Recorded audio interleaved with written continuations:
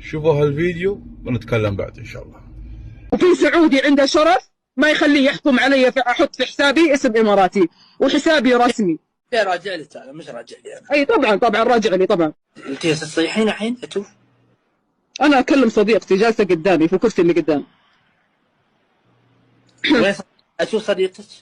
ده ما تشوفها حلوه ذي. من قال لك انحريمنا للفرجه؟ منقبات احنا، وفي ناس ما يرضون يطلعون اصواتهم او اشكالهم. ايش على بالك الدنيا امارات؟ ايش فيك انت؟ زين ليش كله امارات ترى؟ لا بالفعل. شوفي في البداية خلنا نرد عليك بهالطريقة. أولا مثل ما تتكلمين إحنا السعوديين وأنتم الإماراتيين يستفصلين بزيادة. أنا أشوف مع أن اللي أنا عارفه واللي تربينا عليه واللي عايشينه سواء قبل أو الحين أو حتى في المستقبل أن نحن كإماراتيين والسعوديين شعب واحد، وأرضنا وحدة وحدودنا وحدة ومصالحنا وحدة وعلى قلب واحد وعلى دم واحد وبنتم مع بعض إلى أبد الآبدين بإذن الله. هذا رقم واحد. رقم اثنين، خلنا نفصل الكلام اللي أنت قلتيه في البداية. تقول لو كان في سعودي عنده شرف ما بيخليني أحط اسم إماراتي في حسابي. أنا كإماراتي ما أرضى وحدة سعودية نفسك أنت تغلط على السعودية نفسها.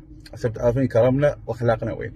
أنا كإماراتي ما أرضى أن السعوديين ينغلط عليها أو السعوديين ينوصفون بعدم الشرف حتى لو من سعودية منهم. ما أتوقع هذا كلام يقال أمام الناس. وبيجي على نقطة ثانية بعدين، ما ينقال هالكلام قدام الناس، وخصوصا من وحدة على كلامك منقبة. وانت لما قلتي في البارت الثاني أنا منقبة وما أظهر وجهي ومش نفس الإمارات، أي أن المنقبة حالها أرفع عن باقي البنات. أنا طبعا أرفض هذا الكلام. ليش؟ النقاب أمهاتنا منتقبات وخالاتنا وعماتنا وبناتنا وخواتنا إلى آخره. حرية شخصية، كل واحد حر بمزاجه. شو ما بسوي، إذا زين بتشله وإذا شين بتشله بعد. لكن أنت لما تتكلمين عن أو بصيغة أن أنت منقبة فأرفع عن غيرك، على الأقل أخلاقك ترتفع مع نقابك، صح؟ ما تتكلمين بهذه الطريقة. أو تقولين أن نحن منقبات مش نفس الإمارات. يعني أنا بس ودي أسألك سؤال ما أقصد فيه أي إهانة لأي شخص. حرية شخصية، النقاب، الحجة، كل واحد حر.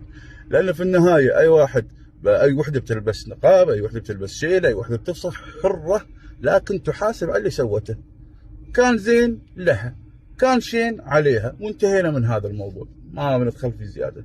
لكن لو أنا سألت الحين تقولين والله نحن المنقبات أو أنا منقبة وما أظهر وجهي مش نفس الإمارات. خلينا نقولها بطريقة جدا لطيفة جدا لطيفة. ها، أتوقع أن في سيدات أعمال وأميرات وزوجات أمراء إلى آخرتها ملابسين شيء العادية بدون نقاب. هل تقدرين تتكلمين بهالطريقة عنهم؟ ما أظني، صح؟ بس فالحنا ترمسين من بعيد. وكونك حرمة، يعني كونك حرمة بعد ضامنة نفسك. أخلاقنا كإماراتيين ما تسمح أن نسوي أكثر عن هذا الرد بالنسبة للحرمة، إلا كان في أشياء قانونية، هذا شيء ثاني. لكن لو رجال مثلا قايل هذا الكلام غلط على السعوديين والإماراتيين مع بعض، حتى لو هو سعودي ويغلط على السعودية بعد بينضرب عنه، والله لا ينضرب عنه. هذا لو رجال. لكن لأنك حرمة، شكوى لله. بس كل اللي أطلبه منك شيء واحد، شوية أخلاق، رش عليهم شوية تربية. تمام؟